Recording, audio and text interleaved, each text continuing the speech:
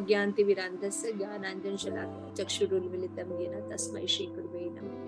हरे कृष्ण कृष्ण कृष्ण हरे हरे, हरे राम राम राम हरे हरे। श्री प्रभुपाद की जय। आप सभी गौर भक्त वृंद की जय। बताई गौर प्रेमानंदे हरि हरि बोल। तो ये बुक है ज्ञान की तलवार। ये इतनी सुंदर बुक है, इसको भक्ति चारू महाराज ने ट्रांसलेशन किया है। शिल प्रभुपाद के कुछ चीजें थी उनको।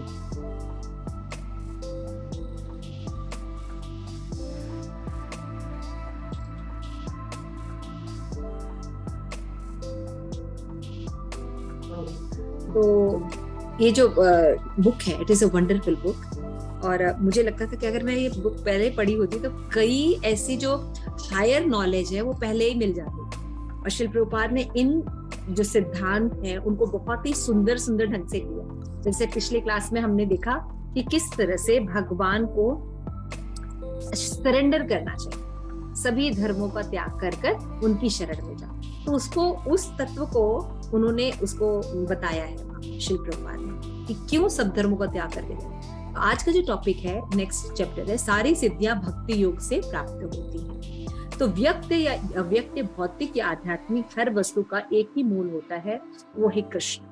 यदि वे परम नियंता कारणों के कारण स्वामी है, वे परमात्मा रूप में शुद्ध भक्ति को सारे कार्यों की प्रेरणा देते हैं। भगवत ज्ञान को जानने वाले भक्त साख्य, दास से आदि रसों में भगवान की सेवा। ऐसे भक्तों के मन सदैव कृष्ण के विचारों में मग्न रहते हैं।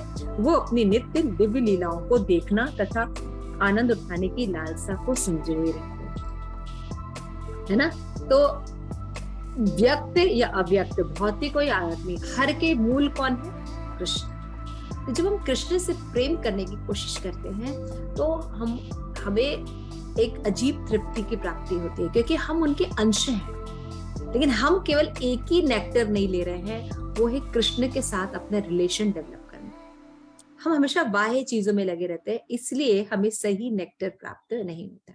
तो यहाँ पे शिल प्रभुपाद समझा रहे हैं कि भगवत ज्ञान को जानने वाले भक्त जो होते हैं वो सर्वश्रेष्ठ होते हैं और उनके कई रस होते हैं, है ना। दास्य, साख्य, वात्सल्य, माधुर्य और साख्य। तो ये जो रस होते हैं, अलग अलग रस होते हैं जिसमें लोग भगवान से रेसिप्रोकेट करते हैं। कुछ लोग भगवान को दास्य के रूप में मानते हैं, है ना, भगवान को अपना मालिक मानते हैं, खुद को अपने नौकर समझते हैं, उनका दास समझते हैं। साख्य मतलब भगवान के साथ फ्रेंडशिप का रिलेशन रखते हैं। कुछ लोग वात्सल्य में होते हैं, है ना, भगवान को अपना बेटा मानते हैं, अपने खुद को उनका माता पिता मानते हैं। कुछ लोग होते हैं माधुर्य रस में भगवान को प्रेम करते हैं, है ना। तो इस तरह से अलग अलग रसों में भगवान की सेवा की जाती है। तो भगवत कृपा से शुद्ध भक्त अपनी अंतरंग पूजा के रहस्यों को प्रकट कर सकते हैं। भगवत प्रेम के कारण वे भगवान के नाम, रूप, गुण, लीला आदि का श्रवण कीर्तन किए बिना नहीं रह सकते। अब यहाँ पे रागानुग जो भक्त हैं उनकी बात, रागात्मिका भक्त की बात की जा रही है। रागात्मिका जो भक्त होते हैं उनको भगवान से इतना लगाव हो जाता है, चैंटिंग करके वो अपने आप को इतना प्योर कर लिए होते हैं कि अगर उनको श्रवण न कराया जाए, यदि उनको भगवान के बारे में दर्शन न कराया जाए, और भी जो सारी नवदा भक्ति वो न कराया जाए, तो वो रह नहीं सकते, है ना। वे समान विचार वाले भक्तों की संगति खोजते हैं और व्यक्ति के अमृत सागर के गोते लगाए आध्यात्मिक स्वरूप की स्थिति होकर वह आध्यात्मिक ज्ञान आदान प्रदान करते हैं और आनंद लेते हैं। वो कृष्ण की शुभ दिव्य लीलाओं के विषय में श्रवण करते हैं, कीर्तन करते हैं और स्मरण करते हैं। इस तरह से वो नवदा भक्ति का अभ्यास करते हैं। तो कैसे अभ्यास करते हैं? सजातीय भक्त के साथ। सजातीय भक्त क्या होते हैं? एक ही रस के लोग, है ना। जैसे साख्य लोग हैं, तो साख्य रस के जो लोग रहेंगे उसमें भी दो भाग होते हैं, इन रसों में भी दो भाग होते हैं ना। एक विश्रम्भ होते हैं और एक शुद्ध होते हैं, है ना। एक होते हैं कि जो भौतिकता से थोड़ा वो होता है, और एक होते हैं माधुर्य रस। भगवान के सखा एक होते हैं जो नॉर्मल सखा होते हैं, और एक होते हैं जो भगवान से बहुत अंतरंग होते हैं। तो हमेशा ये डिफरेंशिएशन होता है। तो जो लोग जिस रस में होते हैं, सजाती होते हैं, वो उनके ही जैसे भक्तों से बातचीत करना चाहते हैं, और वो भगवान की लीलाओं को केवल श्रवण, कीर्तन, स्मरण में रहकर अपनी नवदा भक्ति को क्या बोलते हैं, इंटेंसिफाई करते हैं। उनको बहुत अच्छा लगता है, सजाती है। तो वे भक्त साधना अवस्था में नवदा भक्ति को संपन्न करते हैं, सिद्ध अवस्था में संतोष का अनुभव करते हैं और दास्य साख्य आध्यात्मिक रसों से तृप्त हो जाते हैं। उन्हें दिव्य आनंद की अनुभूति होती है। वो जिस भी रस में होते हैं उनमें तृप्ति होती है। वहां ये स्पर्धा नहीं होती है कि अगर कोई व्यक्ति दास्य रस में है तो सोचे कि नहीं माधुर्य वाले को ज्यादा है, ऐसा नहीं। जो जिस रस में रहता है उसको वहां संतुष्टि रहती। जैसे हनुमान जी दास्य है, दास्य भाव में है ना।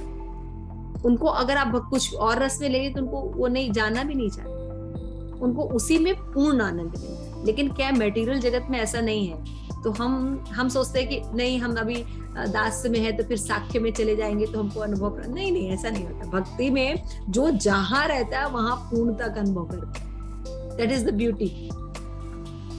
अगर कोई दास्य भाव है भगवान की भक्ति कर रहा है वो अपने आप में संतुष्ट रहता है, पूर्ण रूप से संतुष्ट रहता है। तो भावावस्था में भगवान कृष्ण उनके शुद्ध भक्त के बीच साक्षात दिव्य आदान प्रदान होता है। भगवान तक और भक्त उन बुद्धि कर्म से कर्म करते हुए भगवान से तब तक सेवा करता है जब तक वो क्रमशः भगवत धाम नहीं होगा। ऐसा भक्त कभी भी अज्ञान से प्रभावित नहीं। तो यहाँ पे कौन से भक्त की बात की जा रही है? रागात्मिका भक्त होते हैं, जिन्होंने राग उत्पन्न कर लिया है, परंपरा में नॉलेज ले रहे हैं, शुद्ध भक्तों का एसोसिएशन कर रहे हैं, परंपरा से नॉलेज लेकर जो चल रहे हैं, वो भक्त जो होते हैं वो भगवान के दिव्य लीलाओं का आनंद लेते हैं, उनका कीर्तन करते हैं, रसास्वादन करते हैं और वो अज्ञानता से कभी भी प्रभावित नहीं होते। निर्विशेषवादी तथा ज्ञानी शुद्ध भक्तों को भावुक मूर्ख समझते हैं। अब दो प्रकार के लोगों की एंट्री हुई, क्योंकि समाज में केवल शुद्ध भक्त तो होते नहीं है। ज्यादातर क्या होते हैं? या तो निर्विशेषवादी होते हैं, या ज्ञानी होते हैं, या मायावादी होते हैं। तो ये लोग क्या सोचते हैं? अरे ये तो दिन मतलब ये क्या मतलब हर समय भोग लगाना, हर चीज थोड़ी अरे दिन भर बैठ के माला पकड़े रहना दिन भर एक ही कीर्तन करना, दिन भर सीता चुराने माता जी की क्लास में चले जाना। मतलब क्या है? कुछ तो चेंज करो तुम लोग, नहीं तो तुम लोग को रसवर्धन होना चाहिए। लेकिन हम वही करते हैं। फिर बोलते हैं अरे तुम लोग बस यही हरे कृष्णा ही मंत्र पढ़ते तो बोर नहीं होते हो? नहीं, हम तो बोर नहीं होते, बल्कि लगता है कि फिर से उसको करें, क्योंकि यहाँ गड़बड़ी की, अब यहाँ शुद्ध करना है। तो जो वो लोग जो होते हैं वो भक्तों को भावुक समझते हैं। लेकिन हमारा जो भगवान के प्रति जो लगाव होता है वो केवल भावुकता ही नहीं होती है, उसके पीछे फिलॉसफी भी है ना। तो हमारा जो भक्ति होता है, गौड़ीय वैष्णव संप्रदाय की जो भक्ति होती है, उसमें श्री प्रभुपाद लिखते हैं भगवत गीता में कि भावुकता और फिलॉसफी है ना, ये दोनों एक होती है। अगर हम केवल फिलॉसफी पढ़े तो शुष्क हो जाएंगे। ज्ञानी ज्ञानी ज्ञानी ज्ञानी बहुत ज्ञानी लोग के पास जाते वो कितने शुष्क, ज्यादा कोई रिलेशन ही नहीं कर पाते। ज्ञानी अपने आगे किसी को समझ ही नहीं पाते हैं ना, इंटेलेक्चुअल पास तो कैसे शुष्क रहते हैं।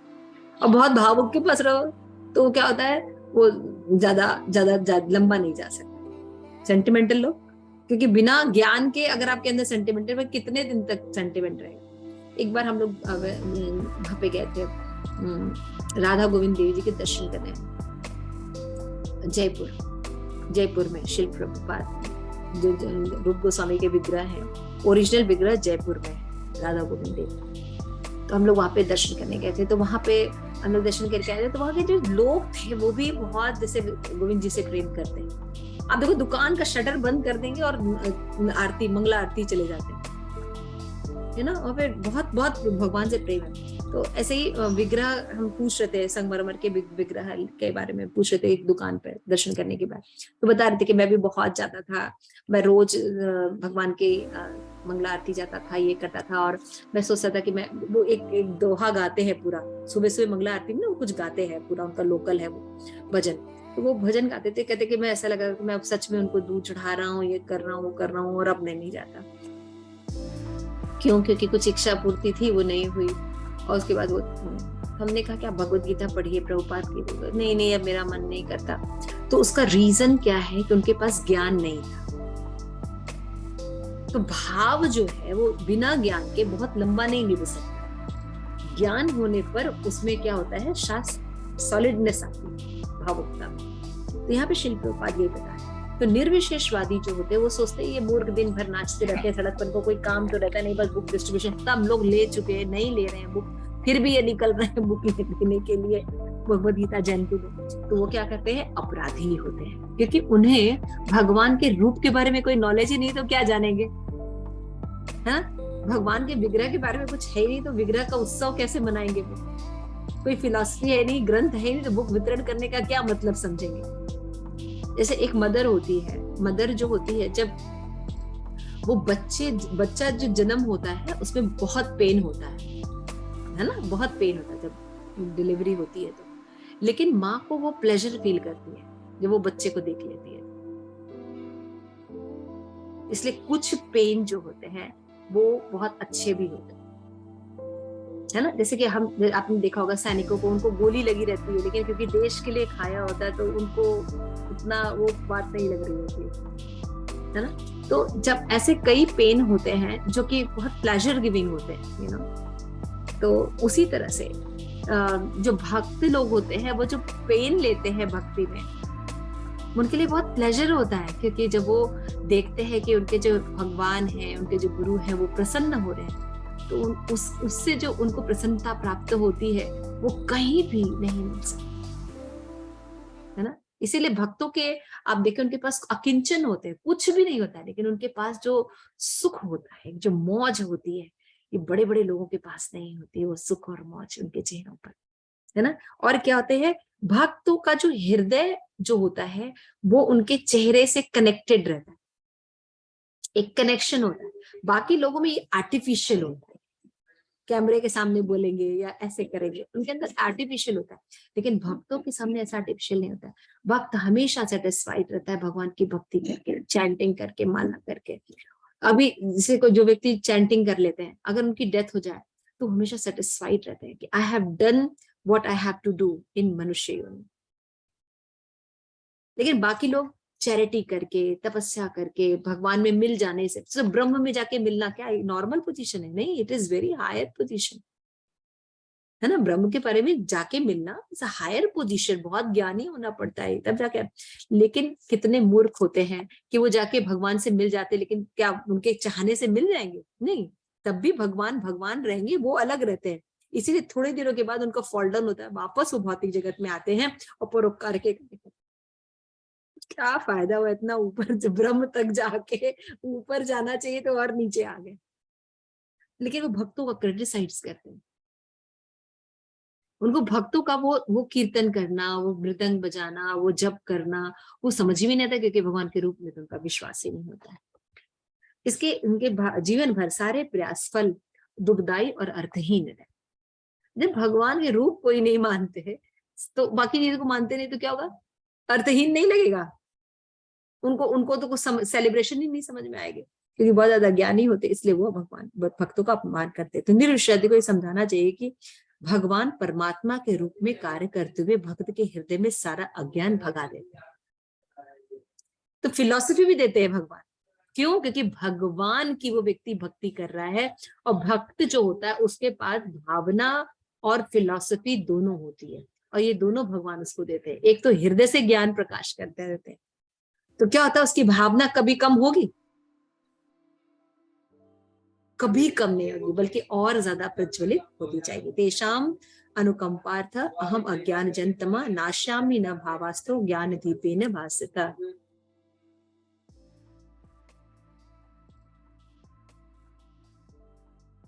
मैं उस पर विशेष कृपा करता हूँ, हृदय में वास करता हूँ, और उसके ज्ञान दीपक जला देता हूँ, जिससे उसका सारा ज्ञान हृदय से चला। कौन कह रहा है? कृष्ण। कृष्ण स्वयं अगर किसी का अंधकार दूर करे तो किसी को अज्ञानता रहेगी? नहीं रहेगी। तो हमें बस ये प्रयास करना चाहिए कि भगवान आपका स्मरण सदैव बना रहे। भक्त को मृत्यु से डर नहीं लगता, भक्त को नर्क जाने से डर नहीं लगता। भक्त केवल एक ही प्रार्थना करता है, भगवान मैं जहां रहूं, जैसे भी रहूं, बस आपका स्मरण करता रहूं। शुष्क ज्ञानी इस बात को सावधानी से समझ ले। तेषाम शब्द का प्रयोग करके भगवान कृष्ण स्पष्ट घोषित करते हैं कि अपने शरणागत भक्तों पर सदैव दयालु रहते। तेषाम सतत, है ना। तेषाम मेवानुकंपार्थ। यदि भगवान स्वयं अपने भक्तों को आध्यात्मिक ज्ञान प्रदान करके धीरे धीरे अपने निकट लाना चाहते हैं, तो ऐसे भक्त अविद्या के वश में कैसे हो सकता है? जिसको भगवान ही उद्धार करना चाहे, बताइए उसको कोई कर सकता है कुछ? तो हम जानते हैं कि परम भगवान हमारे, अच्छा भगवान किसी को उद्धार करके क्या करेंगे, कहाँ लेके जाएंगे?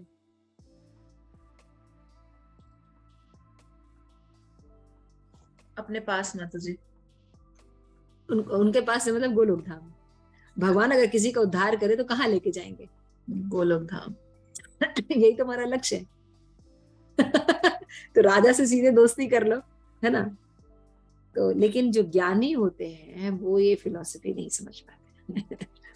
कोई भी व्यक्ति अपनी निजी प्रयासों से अज्ञान को दूर नहीं कर सकता, ये बहुत इंपॉर्टेंट चीज है।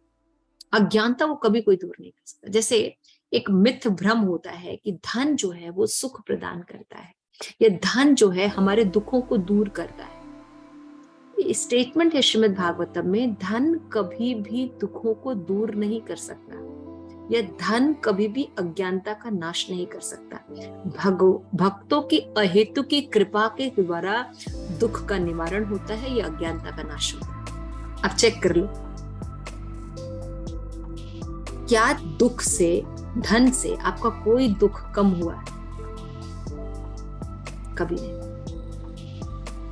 और भक्तों ने जब कृपा की तो कितना धन दिया। तो ये अज्ञानता कैसे नष्ट होती है? ये है ना, अज्ञानता ही तो है, तभी सब लोग धन कमाने में लगे हुए हैं। टाइम नहीं है भक्ति के लिए। लेकिन भक्तों को ये बात पता होती है, मेरा जो दुख है, जन्म मृत्यु जरा व्याधि, इसको धन से नहीं ठीक किया जा सकता। धन इसको दूर नहीं कर सकता, कोई भी डॉक्टर इंजीनियर इसको दूर नहीं कर सकता। ये सब फिलॉसफी है, बिल्कुल पता होनी चाहिए आप लोगों को। तो धन जो है आपके दुख को दूर नहीं, और धन इसलिए कमा रहे हैं कि दुख को दूर करना, में सुखी होना है। लेकिन आपको सुखी करने के लिए, आपको दुखों के निवारण के लिए किसी भक्त की कृपा की आवश्यकता है। वो भक्त की कृपा निःशुल्क मिलती है, वो भक्त नहीं मिलता, लेकिन कृपा निःशुल्क है। कृपा निःशुल्क है। उनके जो इंस्ट्रक्शन है उसको पालन करने से दुख कम। कितनी खूबसूरत चीज है ना।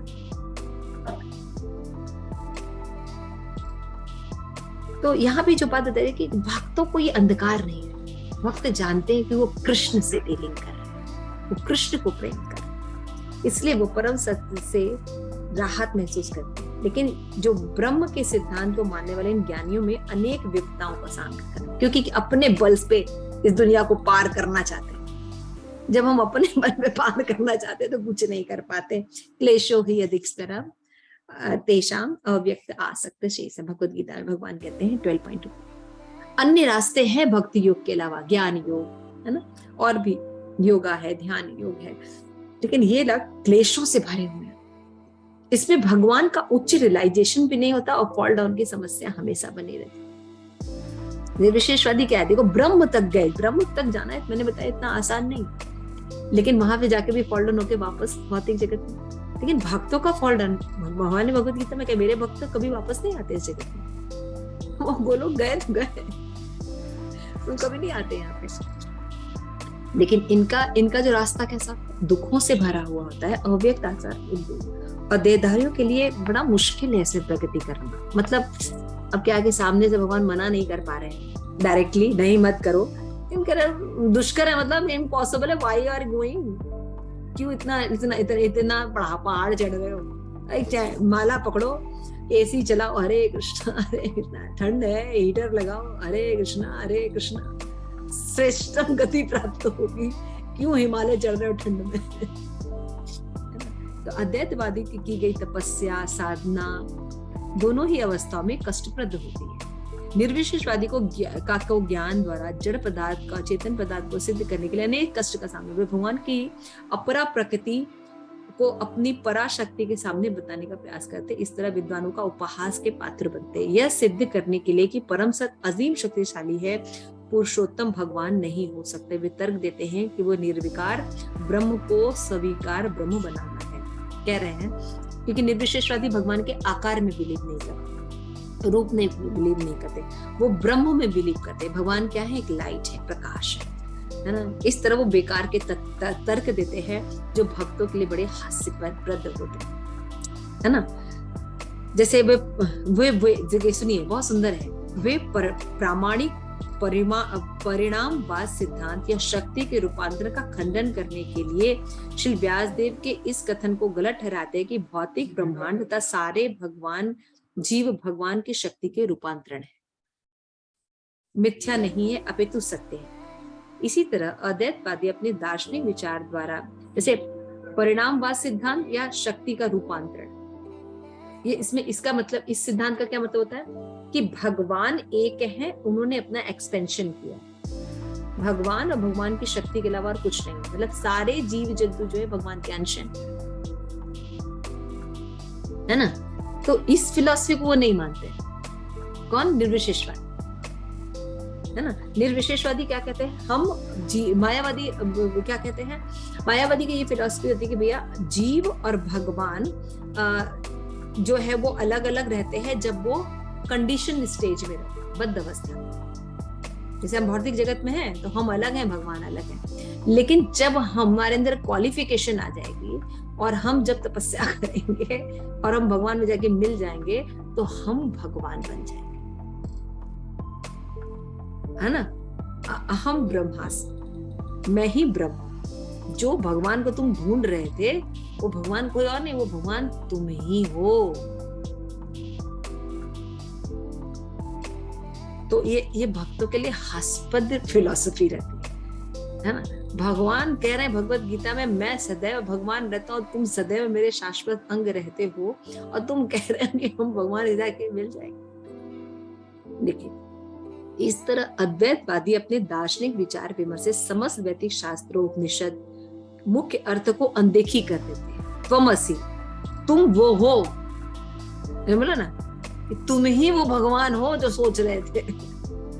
जिस भगवान को तुम ढूंढ रहे थे वो भगवान तुम ही हो, ये ऐसा वो सोचते हैं ज्ञानी। तो जब भगवान हो, एक बार क्या हुआ कि प्रभुपाद के पास वो व्यक्ति बैठा, वो तर्क करने लगा, निर्विशेषवाद, नहीं हम ही भगवान हैं। तो बैठा रहा तर्क, उसको टॉयलेट लगी थी तो प्रभुपाद उससे तर्क करते रहे, नहीं ऐसा नहीं, ऐसा नहीं। तो उनको बाथरूम में जाना है, कह तुम तो भगवान हो, तुम बैठो, तुम भगवान हो, अब बाथरूम में ही कंट्रोल करो।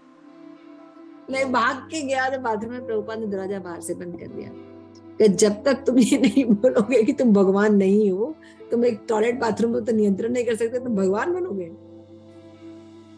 तो उसने कहा हाँ, मतलब उसने एक्सेप्ट किया। तो प्रभुपाद ने शायद कुंडली खोल दी होगी, ये तो नहीं पता, लेकिन ऐसा प्रसंग आता है। तो वे इस गौड़ विषय पर चर्चा करना चाहते हैं, किंतु विद्वान वैष्णव के तर्कों के सामने वो पीठ दिखाकर भाग जाते। भाई जब भक्त उनसे नॉर्मल बात करता है तो उनको समझ में नहीं आती बात। तो अद्वैतवादी भगवान की दिव्य स्थिति को समझे बिना अपनी इंद्रियों को वश में करने, भगवान के निराकार पक्ष को परम मानने और उसके स्थान पर व्यर्थ ही प्रयास करते रहते हैं। तो जिस तरह बाढ़ आई नदी में बांध बांधना असंभव है, उसी तरह निर्विशेषवादी का ध्यान करते हुए इंद्रियों को वश में करना असंभव है। भागवतम ने कहा है कि जो भक्तगण भगवान के चरण कमल की सेवा में सदैव लगे रहते हैं, वे सकाम कर्मों की दृढ़ गांठ वाली इच्छाओं को आसानी से जीत सकते। और अभक्त, आप देखिए, आप जब भक्ति कर रहे हैं तो आपके लिए लहसुन प्याज छोड़ना, चैंटिंग करना, एक जगह बैठना, समाधि लगाना, ध्यान देना, कई घंटे बैठ के सेवा करना, लेक्चर सुनना, कितना आसान है कि कुछ प्रयास करना पड़ता है। अलग क्लास दी जाती है सबकी, ट्रेनिंग, कुछ योगा सिखाने के बाद भक्ति करने से आपके अंदर अपने आप ये डेवलप हो जाता है, राइट। तो जो भक्ति करते हैं उनमें उच्च रस का वर्धन होने के कारण निम्न रस के प्रति कोई आकर्षण नहीं रहता, अपने आप छूट जाता है। इसीलिए बार बार भक्तों को कि अपनी आसक्ति मटेरियल जगत में लगी हुई है, उस पर कंसंट्रेट मत करो, भगवान पर निरंतर, भगवान की चीजों पर ठीक करने की कोशिश करो। तो उच्च रस जब प्राप्त होने लगेगा तो निम्न रस में मन ही नहीं लगेगा, अपने आप छूट जाएगा। तो यही सब चीज वो बता रही है। भगवान विष्णु के निर्विशेष रूप को ब्रह्म कहते हैं, अतः भगवान विष्णु का श्रेष्ठ आधार। देखिए यहाँ पे प्रभुपाद बता रहे हैं ब्रह्म जो है ये रियलाइजेशन मायावादी रियलाइजेशन से थोड़ा अलग है। मायावादी मिथ्या होते हैं, टोटली मिथ्या, लेकिन जो ब्रह्म निर्विशेषवादी होते हैं ये भगवान को मानते हैं, लेकिन ये भगवान कौन है, ये भगवान का आकार नहीं है, इसमें बिलीव नहीं होगा। तो ये भगवान के साक्षात्कार की पहली अवस्था होती है कि भगवान एक लाइट है। जीवात्मा को सायुज्य मुक्ति की प्राप्ति हैरानी की बात नहीं है। शक्तिमान को अपने शक्ति समेटने का विशेष अधिकार है। जैसे हम लोग कहते हैं ना भगवान में, नहीं भगवान में जाके मिल सकते हैं, लेकिन हमारा एग्जिस्टेंस खत्म नहीं होता, हमारे मानने से कुछ नहीं होता, समझ रहे हैं? इसी किंतु शक्ति की शाश्वत पहचान नष्ट नहीं होती। देखिए कितना सुंदर समझाया। ये सब चीजें हम लोग बहुत पहले जब पढ़ने के बाद समझ रहे हैं। इस बुक में देखिए कितनी बड़ी बात बता रहा है कि शक्तिमान को अपनी शक्ति समेटने का विशेष अधिकार प्राप्त है, किंतु इसकी शक्ति की शाश्वत पहचान नष्ट नहीं। निर्विशेषवादी ब्रह्म में एक होने की इच्छा रखते हैं। वे जानते हैं कि ऐसा करना संभव नहीं, किंतु ब्रह्मानंद तक पहुंचने का प्रयास में अतीव कष्ट का अनुभव करते हैं। भगवत भक्त ऐसे मोक्ष की नरकगामी समझते हैं। क्योंकि नरकगामी भक्त क्यों समझता है? क्योंकि ब्रह्म में जो लीन वलीन बात है, उसमें कहता है व्यक्ति अपनी एग्जिस्टेंस खत्म करता है, यानी सेवा खत्म करता है, और भक्त हर रूप में अपनी सेवा का स्थिति जो है अस्तित्व बनाए रखना चाहता है, क्योंकि उसको आनंद सेवा करने से मिलता है। समझ में आ रहा है? और निर्विशेषवादी जो है वो से कोई रिलेशन नहीं रखना चाहता, अपना एग्जिस्टेंस खत्म कर देना चाहता है, तो सेवा कहाँ कर पाएगा? ये भगवान आपके आत्म साक्षात्कार का सर्वोत्तम मार्ग है कि आप ज्ञान के अनुशीलन में लगा, उसे कष्ट मिलेगा, वांछित फल की प्राप्ति नहीं होगी, लेकिन जैसे जिस प्रकार खोखले गेहूं को पीटना उसे अन्न प्राप्त नहीं होगा। जैसे कि किसी भी गेहूं के ऊपर जो छिलका होता है, देखा है ब्राउन कलर का, भूसी बोलते हैं उसको। तो मान लो उस भूसी को निकाल दिया गया, गेहूं अलग कर दिया गया, अब उस भूसी को पीटोगे तो निकलेगा कुछ? तो उस ज्ञानी लोग की तुलना में ज्ञानी लोग ऐसे ही बातें करते हैं, तुम पीटते रहो भगवान मिलने वाले नहीं। तो भक्त निर्विशेषवादी बनकर दुर्भाग्य एवं दुख को आमंत्रित करते हैं, लेकिन भक्त क्या करते हैं? भगवान की भक्ति करके बढ़िया प्रसाद पाते हैं और सारी इंद्रियां अपनी तृप्त रखते हैं, इसलिए सदैव मौज में रहते हैं। भगवान कृष्ण परमात्मा के रूप में हृदय में रहते हैं, ज्ञान दे देते हैं, और इससे वो अज्ञान भी नहीं रहता। सोचिए अगर हम भगवान की दोस्ती करें, भगवान खाने पीने को दे ही रहे, अज्ञानता भी दूर कर देते, गोलोक में ही हम बैठे हुए हैं, तो हमें प्रयास करने की क्या जरूरत है? जैसे शिव जी हैं, उनके जिस सर पर चंद्रमा है ना, चंद्रमा है, अगर कोई भक्त जो है वो पुष्प चढ़ाने जा रहा है भगवान को, तो अब देखो शिव जी के शीश पर पुष्प रखते हैं, उसी का एसोसिएशन एक चींटी कर ले, उस पुष्प का एसोसिएशन एक चींटी कर ले, तो उस चींटी कहाँ बैठी है? चांद पर। जिस चांद को जाने के लिए इतना बवाल मचा रहता है जिस चांद पे जाने के लिए इतनी प्रॉब्लम होती है, वो चींटी तक एसोसिएशन करके चली जाती है। किससे? भक्त की कृपा से। तो भक्ति में क्या है, ज्यादा प्रयास नहीं करना पड़ता, भगवान की सीधी सीधी कृपा प्राप्त होती है। तो यहाँ पे बताया है कि ये तो सर्वाणी कर्माणी, जो अपने सारे कर्म मुझे अर्पित कर देते हैं, अचिल भक्ति करते हैं, जिनका चित्त मुझे में निरंतर लगा रहता है, वो जन्म मृत्यु के सागर को शीघ्रता से पार कर जाते है ना। जन्म मृत्यु आएगा, लेकिन भक्त आसानी से प्राप्त करते, क्योंकि भगवान भरोसे रहते हैं। भगवान कृष्ण के शरणागत होने पर उनके साकार रूप में अविचल श्रद्धा रहने से मानसिक तथा शारीरिक कार्यों की सारी वस्तु के साथ उन्हें अर्पित करते हैं, और शुद्ध एकांतिक भक्ति है। द्विभुज रूप में भगवान को दर्शन करते हैं, कृष्ण रूप के साथ क्या करते हैं? कृष्ण आदान प्रदान करते हैं। निर्विशेषवादी इसी विचार में डूब रहते हैं कि परम पुरुष निर्विकार है, अंतिम लक्ष्य ब्रह्म ज्योति में लीन होना स्वाभाविक ही, भगवान की कोई आपत्ति नहीं है। यदि रोगी अपने जीवन समाप्त करके रोग का अंत करना चाहे, तो उसके अतिरिक्त और कष्ट कौन पाएगा? अधिक बुद्धिमान व्यक्ति अपने जीवन का अंत किए बिना ही अपने, जैसे मान लीजिए किसी को कोई भयानक रोग हुआ, कैंसर हुआ है ना, तो अरे बाप रे कैंसर हो गया, ये है, चलो मर जाते हैं मर गए तो फिर क्या दिक्कत है? और जो बुद्धिमान रहे, नहीं भाई हम रोग का इलाज करते हैं, कैंसर का इलाज करते हैं, वो जाएगा कैंसर का इलाज करेगा, कैंसर ठीक हो जाएगा, तो फिर वो क्या करेगा? सुखी हो जाएगा। रोग का इलाज करो ना। जैसे एक और उदाहरण शिव प्रभुपाद देते हैं कि मान लीजिए आंख में मोतियाबिंद हुआ है, तो आंख थोड़ी दोगे मोतियाबिंद का इलाज कर दो, आंख से दिखने लगेगा। तो भक्त जो है वो भक्ति करते हैं तो मोतियाबिंद का इलाज करते हैं, मतलब हमारा जो कलमश है, भौतिक कलमश, उसको हटाते हैं। फिर भौतिक जगत को भगवान की सेवा में लगा देते हैं। लेकिन निर्विशेष है, नहीं नहीं, ये भौतिक जगत बहुत दुखालय है, बहुत दुख देता है, इसको इसका कोई उपयोग नहीं। तो कैसे रहोगे, ऐसे खड़े रहोगे? पंच तत्व भी तो इसी से मिलके बना हुआ है आपका शरीर, क्या करोगे? सर, और भक्त ये बात जानते हैं कि ये जो भौतिक जगत है इसको भगवान की सेवा में लगता है। कलमश नहीं, मोतिया रोग को दूर करता है, आंख नहीं फोड़ देता है। लेकिन निर्विशेषवादी आंख फोड़ देने की बात करते हैं, आंख ही फोड़ दो, ऐसे थोड़ी होता है। अपने स्वाभाविक अस्तित्व को खोना जीव की आत्महत्या है ना। जब हमारा एग्जिस्टेंस हम खो रहे हैं, बार बार भगवान दे रहे हैं कि नहीं तो मेरी सेवा करो, नहीं हम नहीं करेंगे, हमको नहीं चाहिए, बार बार घूम, ऐसा थोड़ी होता है। तो फिर कहता है मनुष्य को सकाम कर्म या मानसिक चिंतन द्वारा ज्ञान के अनुशीलन में नहीं लगना चाहिए, बल्कि भक्ति में सेवा के द्वारा भगवान की सेवा करना चाहिए, जिससे भगवान तो कृष्ण कर्णामृत का ये बिल मंगल ठाकुर ने प्रार्थना की है, भक्ति त्वयि स्थित परा भगवान युक्ति स्यात् देवेन न फलति दिव्य किशोर मूर्ति भक्ति स्वयं मुकुलित अभलित सेवत स्मान धर्मात काम तया समय प्रतीक्षा। जो भक्ति करते हैं, मुकुंद की भक्ति करते हैं, उनके पास जो सिद्धियां होती है ना, हाथ बांध के खड़ी होती है, सायुज्य सामीप्य सानिध्य, प्लीज मुझे एक्सेप्ट कर लो। कहेगा सानिध्य क्या करना है, सानिध्य का भाई तुम मुझे एक्सेप्ट करोगे तो भगवान का संग प्राप्त होगा। कि मैं तो ऑलरेडी कर रहा हूँ, उसके लिए अलग से सिद्धि प्राप्त करने की क्या जरूरत। सारिष्ट मुक्ति आएगी, भगवान के सामने समान ऐश्वर्य प्राप्त कर लेना। तुम मुझे इस तरह से करो, ये सब ऐसा करो, तुम्हें सारिष्ट मुक्ति प्राप्त होगी। क्यों? भगवान का ऐश्वर्य मैं तो अभी भोग रहा हूँ वृंदावन धाम में रह के, गोलगप्पे खा रहा हूँ बैठ के।